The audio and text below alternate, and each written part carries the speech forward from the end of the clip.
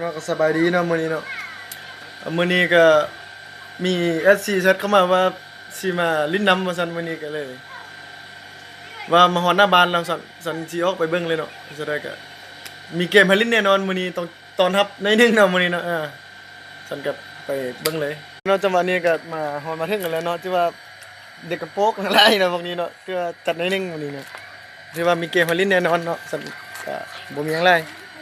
ในจังหวะนี้เฮาก็คิดแล้วออกแล้วนะว่าสิเฮ็ดหยังเนาะกิจกรรมเนาะก็ถือว่าเฮาสิกินหยังมีมาโอเคก็ถือว่าเฮาสิมีสูตรลับสูตรหนึงเนาะที่กินบ่คือหมู่เพราะฉะนั้นเราจะจัดเลยเนาะคือว่าหาให้น้องๆเขาออกไปซื้อนี่เลยเนาะจังหวะนี้ผมก็ได้อยู่กับที่มะพร้าว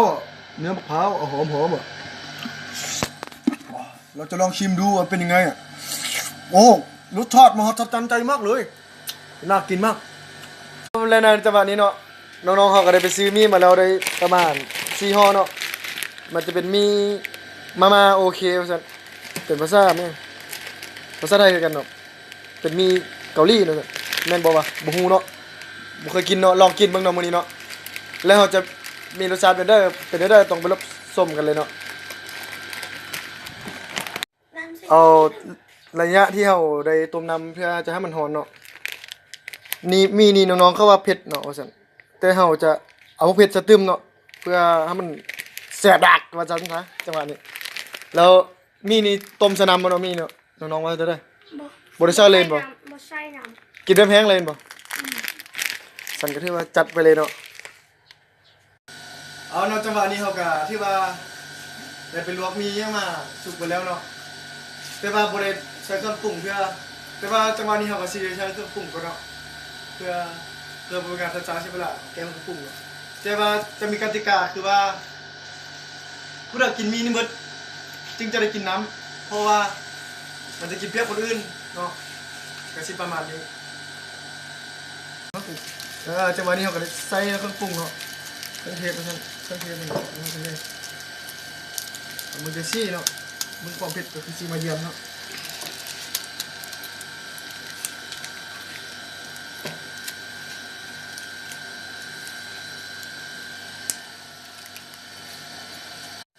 จังหวะนี้ก็ถือว่า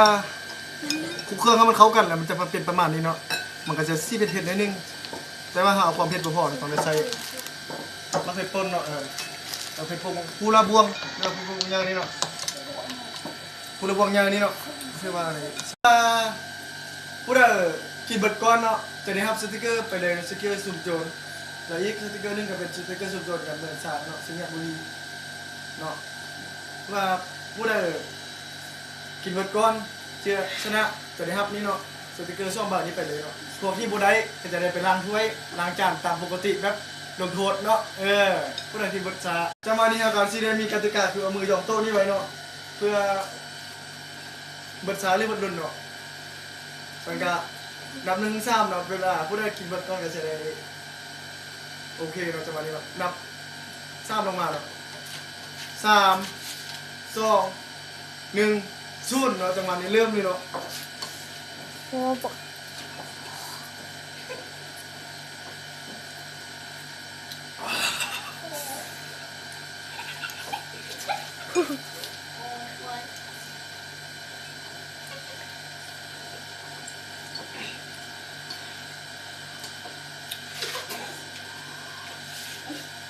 เอาล้วนจ้า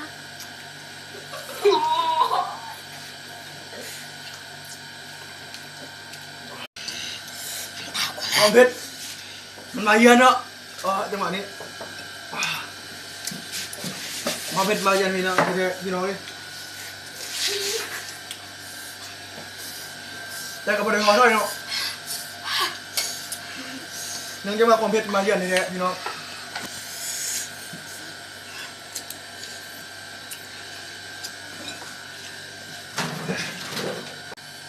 ก็คือว่าเฮ็ดโบราณเนาะที่ว่าจะบอกกินน้ำเบิดนี้เนาะมันจะสะแบบว่าแคนนี้เนาะแบบมันความเผ็ดมันมาเยือนเนาะก็คือว่าแต่ละคนกับบุบจัดเลยเนาะจังหวะนี้เนาะไอ้น้องเฮ็ดเลยเนาะผู้ใดเบิดก้อนจะได้รับสติ๊กเกอร์คือของเราเนาะผู้ใดเบิดชาจะได้ไปล้างถ้วยเนาะ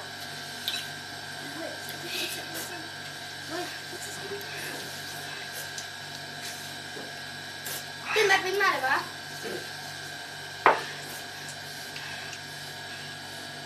ต่อไปก่อนเลย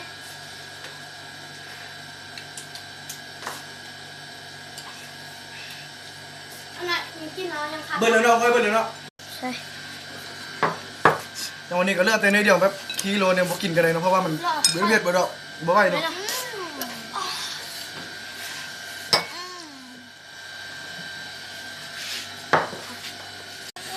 เบิ่งหน้าตาค่อยเนาะจังหวะนี้เนาะคือว่าหูหอนขนาดเนาะจังหวะนี้โคตรเผ็ดเนาะบางที10บ้างเนาะเอาจะได้เนาะบ่าวเสื้อแดงเบอร์12เฮาเนาะจะว่าได้เนาะเอกโป๊กเฮายอมแพ้หรือบ่ ยังแพ้ ว่าจะไหนแกเสียแล้วเนาะสิยอมแพ้หรือบ่ยอมแพ้ว่าซั่นบ่ยอมแพ้เนาะซั่นก็ถือว่าจัดไปเลยเนาะเลื่อนหน่อยนึงเนาะจะได้รับสติกเกอร์หรือบ่ได้รับเนาะ คุณก่อนก่อน พอเขียนน้ำก่อนก็เนาะเนื่องจากว่ามันเผ็ดแห้งเนาะน้ำตาย้อยบัดนึงแล้วเนาะเมื่อกี้เนาะ เขากินก่อนเขากิน สั่นก็เพื่อเป็นการซัดซาเสียเวลาออก30บาทแล้วเนาะจังหวะนี้เนาะเฮ็ดรถเนาะเริ่มแล้วนะจังหวะนี้เนาะเริ่มมาแล้วหัวฮอนแล้วจังหวะนี้ว่าจังไดเผ็ดแห้งว่าซั่นงัวเดียวจบเนาะจังหวะนี้เนาะที่ว่าก็ถือว่ายังเหลือหน่อยนึงเนาะที่ว่าก็บ่เป็นหยังเนาะสติกเกอร์มอบให้อยู่แล้วเนาะซำนี้เนาะเนาะก็ถือว่าไปพาคนไปเนาะความเผ็ดมันเผ็ดแท้ๆเนาะบ่แม่นว่าบ่เผ็ดเนาะอยากให้คนเบิ่งมากินเบิ่งเนาะมันสิรู้สึกว่าเป็นได้เนาะและคนที่จะได้รับสติกเกอร์ก็คือคนนี้เนาะเสียไปเลยเนาะจังหวะคู่นี้ก็ถือว่ายอมแพ้ไปเนาะกิน3คำเนาะจบเนาะแต่คือว่าคนนี้เนาะก็ถือว่ายอมแพ้คือกันยอมล้างถ้วยล้างบ้วงเนาะจังหวะนี้ค่อยก็มืดเนาะที่ว่าอย่างน้อยนึงก็บ่เผ็ดบ่กินเนาะสังเกตว่าถือว่าจะจบเพียงเท่านี้เนาะคลิปนี้เนาะก็ถือว่ายังมี FC มา2คนน่ะมาบ่ทันว่าซั่นเพิ่นมานำมาว่าซั่นก็เลยได้มาจัดถ้วยเก่าของบูที่กินบ่เบิดเนาะเพราะว่ามันจะกินบ่ได้เนาะเอาซั่นก็เริ่มเลยเนาะเอาสติกเกอร์เนาะ2ใบแจกอีกแล้วเนาะแจกแล้วแจกอีกเนาะสติกเกอร์เฮาเนาะออก30ใบน่ะผู้ใดสิเบิดก่อนจะได้รับสติกเกอร์ไปเลยคู่หนึงหรือว่า2ใบจังหวะนี้ว่าจังได๋เสือเขียวว่าจังได๋เสือเขียวบ่ฮู้ซั่นบ่ทันฮู้ชื่อเนาะบ่แนะนำชื่อมาเท่าเนาะว่าจังได๋จังหวะจังได๋เอาซ้ายหรือขวาว่าซั่นจังหวะนี้ออก30บาทแล้วขวาออก30บาทแล้วว่าซั่นจังหวะนี้ซ้ายยังมิดจิลีอยู่ว่าซั่นขวาออกโหดว่าซั่นเดี๋ยวนี้เนาะโหดหลายเดี๋ยวนี้เนาะถือว่าเผ็ดแท้เผ็ดจริงเนาะมีโอเคเนาะ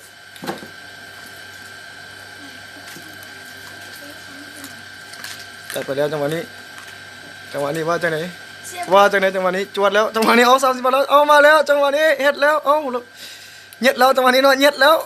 ออกแล้วเด้อจังหวะนี้เอาโยดเข้ามาเนาะมันถ้วยนี้เนาะอันนี้ก็สิเบิดคือกันเนาะอันนี้ก็สิเบิดคือกันเนาะจังหวะนี้เอาสิ่งช่วยประดาสถานหรือว่าสิ่งบ่แม่นสิ่งช่วยประดาสถานเนาะขอโทษขออภัยนำเนาะสิ่งสติกเกอร์เนาะ2บาทนี้เลยเนาะมันจะเป็นสติกเกอร์สัญญาณบุรีเมืองซางเนาะตัวนี้ก็เป็นรถซิงค์เนาะลาว PDR เนาะจังหวะนี้เป็นได้เนาะ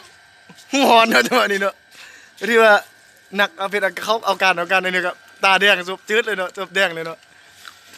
ส่วนผู้ที่ยังไงมานั่งสุกงกอย่างนี้เนาะบลอดใจของเจ้าเนาะก็ถือว่าคู่บุกีเนาะกับบ้านมีให้เบิดเนาะ